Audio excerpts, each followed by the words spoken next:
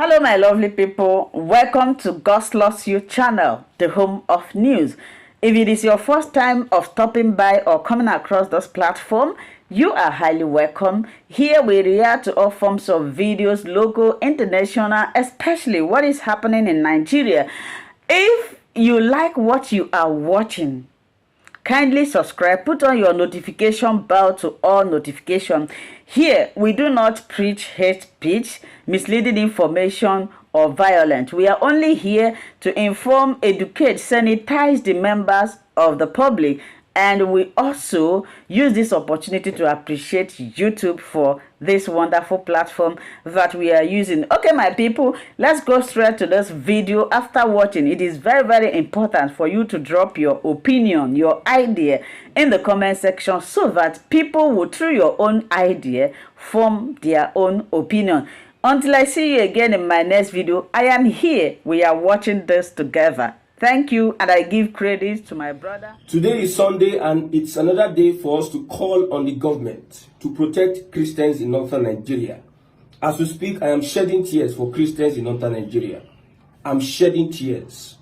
The Christians in northern Nigeria are calling on the government and also the Christians in southern Nigeria over the attacks of the Fulani jihadist Islamic fundamentalists. Now, a recent report we have is that they are trying to impose Sharia forcefully on Christian communities, schools, and colleges. I repeat, these Fulani Islamic jihadist fundamentalists, they are trying to impose Sharia forcefully, force by force, on Christian communities in northern Nigeria, especially Katsina State, where the former head of state comes from. Now, when you look at the report, 8 Catholic schools were shut down in Katsina for Ramadan, and this has affected the learning of over 2,500 Christian students. This is coming from a bishop in northern Nigeria. Remember, a bishop left Nigeria, left the Nigerian government, went to the United States to put pressure on Trump's administration to come to the aid of Nigerian Christians, northern Christians in Nigeria. That the killings too much. The killings are too much. The killings didn't start today. Over the decades, Christians have been killed on a yearly basis. Now, the Nigerian government that is saddled with the responsibility of securing the lives of its citizens have failed in that respect. That even took a bishop who left Cannes. He traveled to the United States to complain about these killings. These 4 northern states that closed schools for Ramadan, they have, is either the governor is a Fulani or they are Fulani sympathizers, jihadist Islamic fundamentalist sympathizers. Because I don't know why a former president, would be in power, and we are seeing increasing killings of Christians on a daily, and nothing is happening. What do you expect the people to do? We southern Christians, you see how we are looking good. We are well dressed. We are going to church. There are no guns. There's no tension, there's no fear. We wear put our perfume, we look good, and we go to church. While some people in northern Nigeria are being persecuted, are being chased, are being hunted down because they are Christians. They came to southern Nigeria and they told us that Sharia is not going to affect non-Muslims. What is happening now in Katsina State? They have gained so much power. The governor of that Katsina State is a Fulani. They have gained so much power that they want to now impose Sharia on everybody. And some clerics, even from Southwest, are now telling us that Sharia has nothing to do with non-Christians. But this is an example we are showing you in Katsina State. Let me read on. Bishop Gerald Musa noted this as he raised concern of this violation of the rights of Christian pupils to education in the state. But this is not the most concerning issue. Islamists and Muslim militants in the northern region are killing Christians. This is what the alarm this bishop is raising. His name is Bishop Gerald Musa in Northern. He's telling the United States, he's telling the Nigerian government and also southern Christians that are comfortable in their own kind of service that Islamists and Muslim militants in northern region are killing Christians. He says, earlier this week at the House of Foreign Committee on Africa, a congressional hearing was held about the persecution of Christians by Islamists in Nigeria. They are killing, they are kidnapping, they are raping, stealing lands, renaming villages over there. Bishop Wilfred Anagui noted. See the pattern. They are killing, they are kidnapping, raping, stealing lands, and renaming villages. Look at Enugu, for instance, an example. See, we have, first one is killing, the second one is kidnapping, number third is raping. Then from that, they graduate to stealing lands. From stealing lands, they graduate to renaming villages. This is what we call conquest. In Enugu State, they are killing, they are kidnapping, they are raping women. And I'm not even shocked that the Enugu State governor has not come out to speak on this. Because most of them, they get their electoral victory from some assurances, from some Fulani, Islamic, whatever assurances. Look at Imo State. Most of them, if not for these Fulani people that will manipulate the system on their behalf, they wouldn't be governors. So they need to be loyal to their masters. So I don't blame the Enugu State governor for not speaking up against the killing of his people. His responsibility is to protect the lives and properties of his people. He has failed in that respect and is not speaking up. And the next day you see him come and be giving orders up and down. Respect is earned, not you don't demand respect. Respect, you earn it. Now he went on to say, okay, after killing, raping, and all that, they steal your lands. After they steal your lands, they will now rename the villages. To what name? To Fulani names. This is a bishop because most times people will just stay in silence and they don't talk. The media want to show us what they want us to see.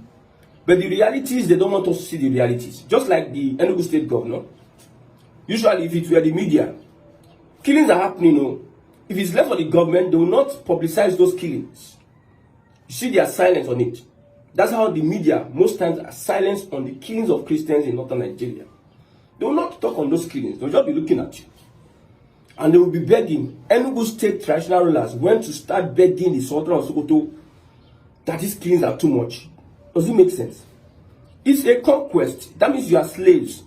For instance, in those days, if a kingdom is fighting another kingdom, and that kingdom, the first kingdom defeats the second kingdom and puts you under tribute.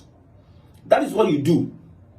If you conquer territory, maybe the second kingdom that is conquered, they allow them to run their kingdom, but you will pay us taxes. So in case somebody from my own kingdom, that is the conqueror, goes into that kingdom and start killing people, what does the people of the second kingdom do? Kingdom B? They will send emissaries to come and beg me. They are my slaves. I'm their conqueror. I'm their master. So Enugu traditional rulers went there and started using political grammar, those kind of to start begging the Sultan of Sokoto. Sultan of Sokoto told them that respect those people that are there. What are they respecting? We are living peacefully, just peacefully. I have my farm, my ancestral land, which I have been farming for. My great-grandfathers have been farming on that land for over 100 years. And that farm, because of one Nigeria, some people came into my community village and they encroached on my farm. So what is the Sultan of Sokoto asking us to respect? Should we respect people that are coming into our farmlands to destroy our crops, to destroy our source of living? Hard work done by this farmer. There's a video about these Fulani guys. They'll come, they'll put your cassava, give it to their cows. So is it what the Enugu State traditional rulers went to meet the Sultan of Sokoto and give them a reply? Respect what? Respect the killings, respect the kidnappings. Anywhere you see Fulani in any of those regions, you see there's always tension because of their reputation. And this is one of their reputation that we are talking about. So we in southern Nigeria, Christians, looking good, going to church, we think that what goes around will not come around. You see the issue of Boko Haram. We thought that it's only in northern Nigeria that Boko Haram, let them kill themselves. But we forget that it is from that Boko Haram region that we get a president. We got a Buhari from the Boko Haram region.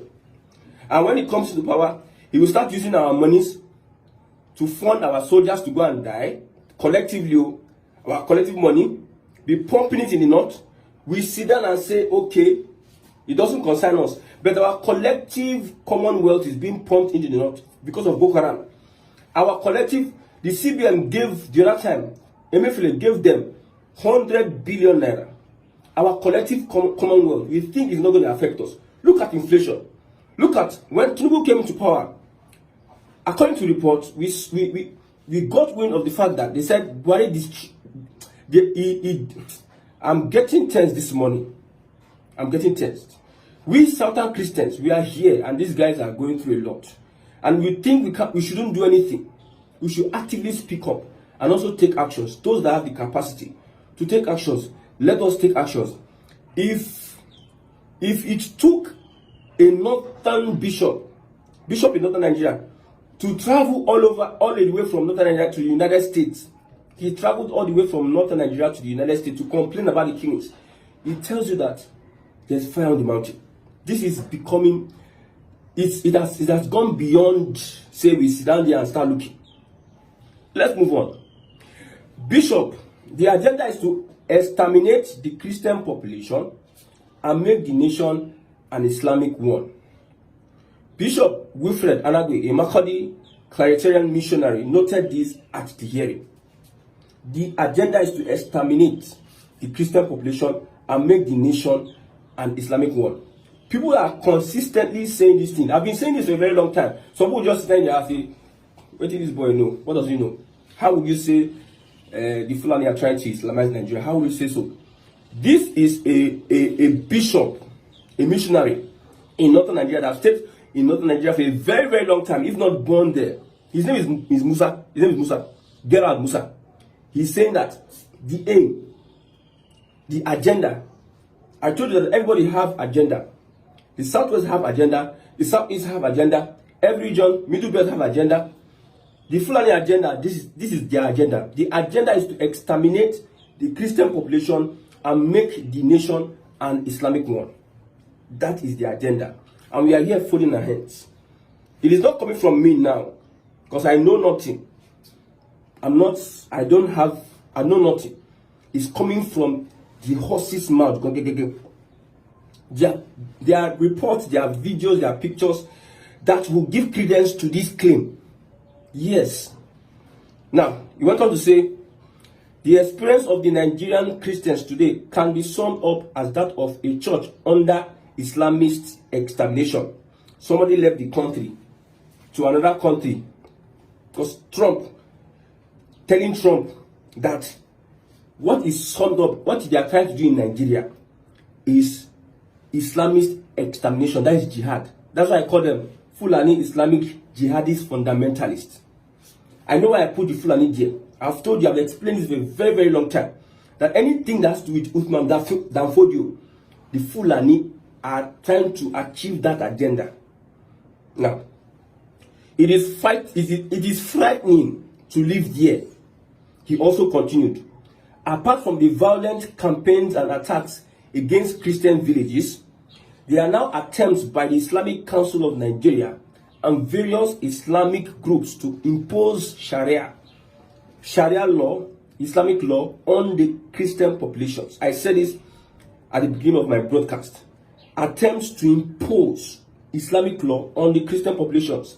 This is the reality of Christians in Nigeria. In the last decade, 145 Catholic bishops have been kidnapped. In the last decades. These people, for instance, now they enter Ondo State Forest. They stay in the forest. What if they are stuck in trade? What would they be doing? Not only cows. They will be looking for money. And how do they get to make that money? Kidnapping. They will kidnap, they collect 100 million, 50 million. That's how they make their money. They will just come. Instead of them coming to the town, like every other person, get a house, get a land. If you want to rear your cows, get a land where they can be feeding. They will not. They will just go straight into the bush. Those ones that already have cows, they will not be connecting to them because they know how to speak their language and they know how to communicate to themselves. Because it is an agenda. So those ones, for them to survive, is kidnapping. These are people that are promoting Islam. Kidnapping. So 145 Catholic bishops have been kidnapped. 11 killed and 4 still missing. Nigeria, this is a Catholic bishop who, it is not me that is saying it. When I start saying it, you don't like the country. You don't like the country. Nigeria is the most dangerous place to live as a Christian. That is what the bishop is saying. Nigeria is, look at how Nigeria is being sold out of the country. I've told you that this system will not work. If you stay here, the system might even unalive us. Instead of us to start looking at how we can revolutionize and change this system, we are here looking at ourselves. After Tinubu 8 years, Tinubu will do 8 years now. I agree with that. You know, when I say Tinubu will do 8 years, some people like what I'm saying, and that's the fact. Let me tell you, Tinubu is doing 8 years. After 8 years, the Fulani will come. You see El-Rufai. Look at what El-Rufai is doing. Laughing with Tinubu, but because of one or two things. You see how they are El-Rufai does not want to be a candidate. El-Rufai does not want to be a candidate. But because of some of the reforms Tinubu is doing, and Tinubu is poking his hand in the eyes of the North. You put Yoruba everywhere. You neglect them. They are out of power. They are out of funds. They are not. Look at the security apparatus. Yoruba man, Southern Kaduna man, Chief of Defense Staff, Chief of Army Staff. So when they are doing that meeting, an Igbo man is in the Navy.